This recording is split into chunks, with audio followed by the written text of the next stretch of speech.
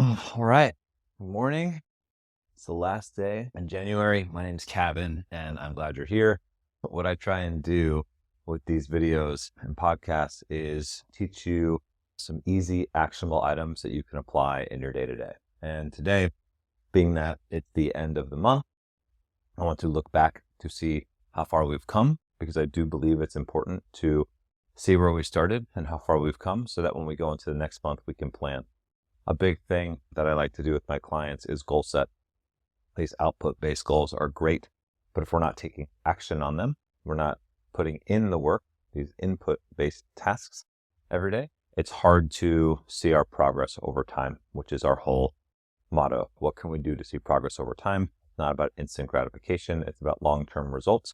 And part of that process isn't just showing up and doing the work, but looking back and looking ahead, seeing where we are, pivoting when we need, resetting when we need, learning from our mistakes so we can continue to grow over time. When we started January, I had a couple goals coming into it. I was coming off of a year where I didn't see as much physical progress as I wanted, because halfway through the year, I decided to stop training competitively and put myself in a position to lean into work clients to help the business. And I'm not mad about that. But as you have these transitionary periods, there was a time where I felt like I wasn't seeing the results I wanted to see, and I wasn't leading my team and my clients by example. So I wanted to start the year off on the right foot. And it didn't mean that the plan I was doing before was wrong, but I had the mindset that it might have not been the right plan for me. So I needed to come up with a plan that allowed me to find success professionally and personally, seeing positive physical changes in both my body and my business, and then while still having that positive relationship that I love and desire to grow every single day at home with Lacey. So, January review. Before we get to January, we need to think about what the plan was going into January. So what I did was literally that on New Year's Eve, I sat down with Lacey and tried to map out a schedule and map out a plan and set goal sets, small goal sets just for the month of January, so I could make sure I saw some progress and momentum early on. And that was a challenge. I remember being really frustrated trying to write down a plan and organize my schedule. And it wasn't until I stopped and I went for a walk. I called my brother, spoke to him for about 30 minutes, just venting essentially. He's a good person in my life where I can do that. I'm human. Sometimes I need to vent. And he was like, look, man, keep it simple. You've done this before. You can do it again. While you may be in a different place in your life, it doesn't mean that you can't get it done. So put your pen to paper and just write out 5 basic things that you want to get done every day or every week if you have to. So I did, and I went and I wrote down what I wanted to do physically. I wanted to focus more on aesthetics and maintain performance, and if that diminished a little bit, that would be okay. I wanted to lean into creating, so I set time aside for that. I wanted to have time for mindfulness and meditation, and then I wanted to have time for fun. And I think fun is really something that we lose as adults. And fun for Lacey and I can be trying a new restaurant or going for a walk or going on an adventure or sitting around and just being present with one another, doing one of our other many different business ideas, right? That's what I wrote down, and then I organized it in a schedule. So come January 1st, I could get going and move in the right direction. Before we even got to January 1st, the first bullet point that I put down is pre-January. Pre-January, what happened before January? I ran a challenge, which is still available if you want to do it, right? If you're looking for a great place to start with your physical fitness, this was the Merry Fitness Challenge, and I can drop that link below if you want to look at that program. It was a 4-week strength training cycle, which allowed me to focus on building muscle and strength. In that program, the mentally challenging part for me was that I didn't have the conditioning program regularly like I was used to. I was in and out of the gym in an hour, which I wasn't used to, but I knew that I wanted to feel good and build on aesthetics. So why not start with a strength training program? I spoke with someone yesterday who was like, hey, I do CrossFit too, but I don't have muscles like you. I asked him, have you considered doing a strength training program for a little while and throwing in a couple of conditioning pieces? And he avoided the question. And I was like, no, seriously, if you want to build muscle, you cannot take CrossFit class every day. When you want to build muscle, you need to focus on strength and hypertrophy training. And you can touch on conditioning a couple times a week. But if 75% of your training is conditioning and 25% of your training is strength, you're not going to build the muscle that you want to build. So if aesthetically you want to look bigger and have more muscle, if performance-wise you want to lift more weight, you should focus on, and I mean that, you should, and I don't should on people a lot. It's like shitting on people. You should focus on strength training, because then you can go back to get the conditioning back. Muscle takes a long time to put on. Conditioning you can get back rather quickly. That's what I told myself, and it worked. I felt really good going into January. But come January, I knew I wanted to get some conditioning back. More on the January training in a second. When January 1st came, Lacey and I decided to be on that, as I call them, and I haven't coined it yet, accountability buddies. We're accountability buddies who want to help each other see success, and we're going to call each other out on our bullshit, and we're going to support each other when we need it, and we're going to make sure we stick to the plan. And we've done a very good job of that thus far. The plan that we decided to do was a carb cycling plan. And I've never done a carb cycling plan for longer than a few weeks. So I've done it for 4 weeks now. What we do is track our food inside the First Form app. This app is really easy to log and scan and copy and paste meals. And I'm the type of person who's going to eat the same shit every day. We order our meat from Just Meats. We get our salad bags and produce from Whole Foods or the supermarket.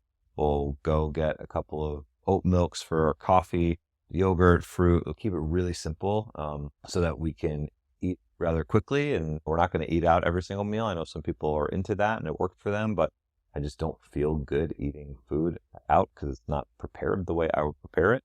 And I like eating fairly clean. So we have done carb cycling. So what that means is 3 days we're going to eat a low carb meal plan, and then 1 day we're going to eat a high carb meal plan. And we literally just repeat that. 3 and 1, 3 and 1, 3 and 1. And that's how it goes. And I've started the month at 232-ish pounds, coming in slightly inflamed. And now I'm weighed in at 224, or just under 224, but I round up. 224 from 232, that's a nice little month. Now, I don't want to lose that much weight every single month, so I may have to add some more calories going into the next month. But we live and we learn, and I feel good, and my photos look good, and my performance is up, and my strength is still going up. We're in a good place right now. I still think I could lose like 10 more pounds and feel good about it, so we'll ride this out and see how it goes, and if we have to make adjustments along the way, we will. But we wanted something that was easy to follow, but challenging enough to maintain, because if it's not challenging to track in the sense that you have to pay attention, you're not going to see those results happen. So I use the First Form app. Lacey uses the First Form app. We track our food every single day. It helps us stay on track with the low carb days and the high carb days. And it lets us know when we can have more food or we're eating too much. We can pivot along the way instead of just guessing. You can download the First Form app as well. There's a link in the bio. I marked it off so you can start to track. And right now, when you purchase anything on firstform.com for the month of February, you're going to get a free month of the First Form app. So if you wanted a protein or a creatine or a pre-workout or a t-shirt, like whatever, like you get a free month of the First Form app. So then you can track with me and I can advise you. You can come in and just shoot me a message and I'll follow up with you and we can get on a call and talk about it if you want, or you can just play around with it yourself and we can go from there. The next thing for January was that we decided that we were going to train for an hour a day, or I decided I was going to train for an hour a day. Lacey's doing more boxing, so she's doing a little bit more fitness than I am right now, but there's a time and place for everything, and I know my role. So 1 hour of training a day, and what that looks like is the Hidden Summit S5 training that my brother Derek, former Navy SEAL and co-founder of Hidden Summit, and I write together. So it is split into 5 sections: strength, skill, sculpt, sweat, and stretch. S5. So it's a balanced strength and conditioning program. What that means is that we are going to maintain our strength and build over time. So right now we're doing a 6-week cycle for the 6-week challenge that we're doing at Hidden Summit, building in strength for back squat, front squat, deadlift, press, bench press. So we're going to see ourselves get stronger. Hypertrophy training is the sculpt section. So we want to look good. I call that successory work. Derek calls it just lifting. But again, it's for me a primary way to maintain joint health, with that smaller muscle health, isolation of the tinier muscles as well. And then skill work is really not for, you don't need to do it. It's for me, I enjoy it. And I think it's really important to functionally be able to move your body, do pull-ups, pistols, handstand push-ups, planks, things like that. So we want to work on some skill work as well. But if you are not going to do one of the sections on the program and you don't care about doing that stuff, that would be the one I would get rid of. I would not get rid of the sweat section, because I do believe most individuals looking to gain positive health need to get their heart rate up a few times a week. I do this 4 times a week, most weeks, usually 3 to 4, but 4 times a week now. And it's been great, right? It's super accessible, totally scalable, optimizable to where you are. And then stretching is really important. And I would imagine that most people throw that one under the rug, but we do put it there so you can feel that you can get a good stretch in if you want it. The next thing that I decided to do in January that I stuck with to be able to see these results is waking up at 5 a.m. And I actually changed that today to waking up at 4:45 a.m. because now I feel like I'm waking up on the go. The first couple of days I was groggy. I was like complaining, kicking. I think I even hit snooze one day this month, which I'm like, I almost had it, but I still got all my shit done, so it's okay. And getting up at 5 a.m. allowed me the 5 a.m. hour, the 6 a.m. hour, the 7 a.m. hour, even 8 a.m. hour on some days to get work done. So I could, like I said in the beginning, focusing on my health, focusing on my nutrition, focusing on my fitness, focusing on my business, which allows me, if I do 4 hours of work in the morning, to have time to focus on my personal life and my relationship by being with Lacey later in the evening when my brain doesn't work anymore. Weird. I wasn't doing that before and I felt more stressed. I'm doing that now and I feel so much more relaxed. My recovery is up, my heart rate variability is up, my resting heart rate is down, my stress levels are down during the day. Waking up earlier can be helpful for you. The other side of that is going to bed on time. So we, in January, decided to go to bed between 9:30 and 10:30 every night, just because it's just hard to wind down at 9 o'clock. I'm getting off calls at 8, so I just need a little bit more time. I got to eat dinner, things like that. So going to bed at the same time, waking up at the same time, been super helpful along the way to put me in a position to the things that didn't go according to plan. We had them prepped and planned, but this wasn't a perfect month. I wasn't an angel when it came to my fitness and my nutrition.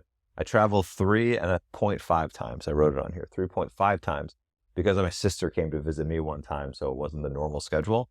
And although I was still at home, it wasn't a normal weekend. I traveled 3.5 times. We went to First Form for the banquet.